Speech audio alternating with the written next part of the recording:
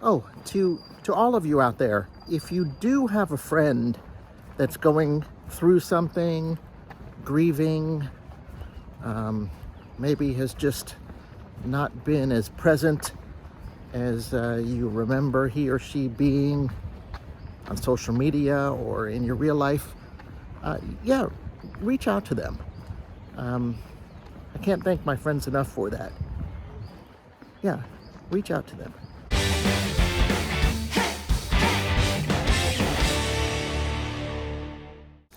Hey guys, welcome to my channel. My name is Jesse, and I want to thank you guys for watching.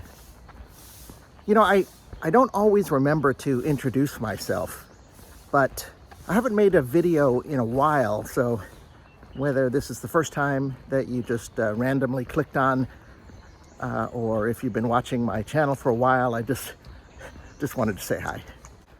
To situate myself, I'm here on the campus of Wuhan University, taking my almost every morning walk.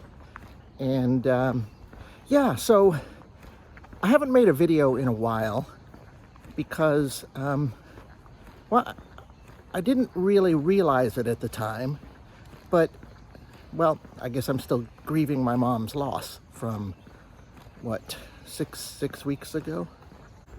This week, a few of my friends checked in with me, which I really appreciate. And my one friend, he asked, you know, how I was doing and kind of forced me to answer. Didn't force me to answer, just forced me to organize my thoughts in a way that I probably hadn't organized them before. But what I realize is that a lot of my videos, I'm talking to my mom. I mean, I'm not going to say that she is my muse or anything, but, you know, there's always an audience. And I found that, you know, I often want to make videos in part to share my life with my mom since, you know, I'm living so far away. But recently, you know, for this reason that I just explained, I've lost my mojo in terms of making videos. Doing a lot of thinking about life, as I too often do. But the problem is that usually my thinking about life is very ephemeral. I think, and then I forget, and then I go on to the next day. And I think that's how I got here at my current predicament. 3 really big things happened in the last 3 years. And I guess 4 if you consider COVID and the whole mess that you know, caused. But I'm not going to talk about that today. What I want to talk about is, well, a little over 2 years ago, my dad died. He was 91. And then a few months later, I turned 60, which for some reason totally took me by surprise. I mean, sure, I knew it was my 60th birthday coming up, but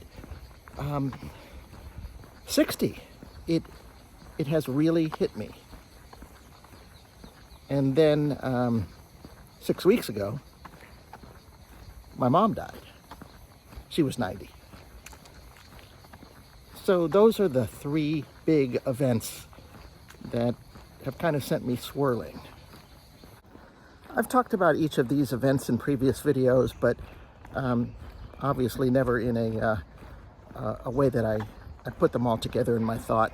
I guess the idea of turning 60 and the mortality of my parents, you know, that kind of fixes your attention on life, right? I really don't want to get too deep, but, you know, the meaning of life, the purpose of life, the wasting of time in life, the am I prepared for the next 30 years of my life? By the way, Summer, my wife, she has raised the bar. She says 95 is my goal, and that I am not allowed to leave until 95. Well, okay, I'll make it to 95. To that end, I'm hoping that 15,000 steps a day is, you know, going to help me get there. Shout out to labor.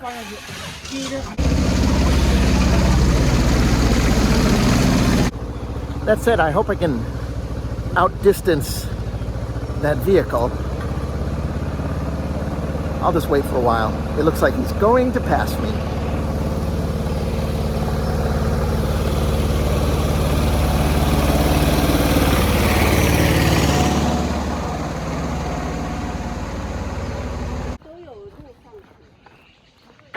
Truck dude is well out of earshot, way gone, and back at it. To give a brief timeline of what I'm talking about, in November of 2020, that's when my dad died. And in February, I turned 60. And not too long after that, at that time, I was back home in Los Angeles at my parents' house, taking care of my mother. And not too long after that, she had a couple of falls, was hospitalized, and my brothers and I decided to encourage her to move out of the house and into assisted living home.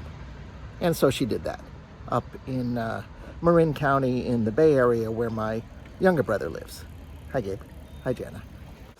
Continuing with the backstory, it was in between my 60th birthday and when my mom moved up to Marin County that she sold her house that we moved into in 1974. And that, you know, at that time, I don't know if I call it 2A or 3B on my list of 3 big things, but that really sent me into a place, a dizzying place, where in a way I felt homeless, even though I have a home with summer here in Wuhan. I'm sure I'm not the only one to have this kind of feeling about the family home for, you know, so many decades. One last tidbit as I continue my self-examination. I haven't had a haircut in months, and I think at the beginning it was just the sense of I don't know, you know, I had no forward momentum. I just kind of you know, stopped, maybe a little bit of numbed. But recently, it's for a different reason. Nowadays, whenever I ask Summer, should I get my hair cut, she says no. And we went out the other day with her family, and her father said that I looked really good. He doesn't like me with the short hair. So there's that. I guess the next step is to stop shaving. Nah. So there's the backstory, there's the history. Now up to the present. I've decided to try again buying a house, condo, townhouse, whatever, in the United States. Retirement is not so far off. Need to buy me some property.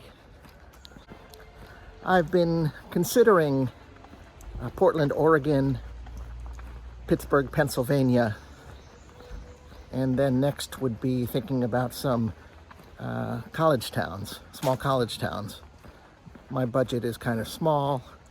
I need a reasonably priced location with the ability for Summer to get a job. So those are the general parameters.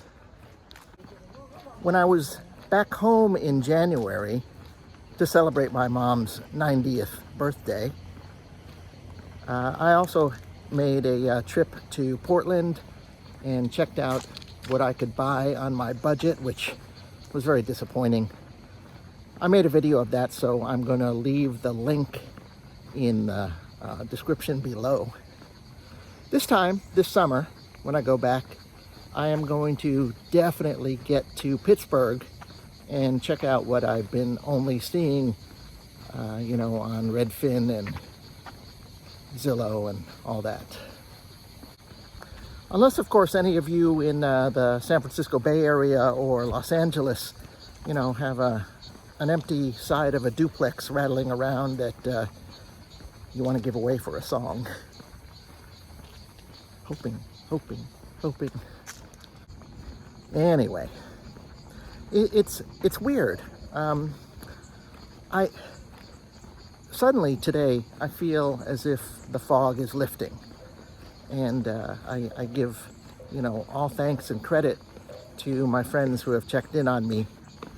You know, time has a way of well, disappearing if you don't pay attention, disappearing if you pay attention, but also it does definitely have a power to heal. I'm not saying I'm healed. I'm saying that time, it gives you a chance to feel, to think, to figure things out, or maybe understand that you cannot figure out things. And it's, yeah, so I credit my friends, and I credit time. And I'm not feeling so bad. And with that, as I make my second loop around the walking path on Lojia Mountain above Wuhan University, where thankfully very few people come, I am going to end this video. Since I haven't made a video for a while, I am sure that the Facebook algorithm has forgotten who I am. So, you know, I hope that somebody can find this. Yeah, anyway, I want to thank you guys for watching. I really appreciate it. Please press the like button, get me back on the algorithm trail, and leave a comment below. I would love to hear your thoughts. Finally, if you haven't already subscribed to my channel, subscribe. Thanks. Catch you later. Bye.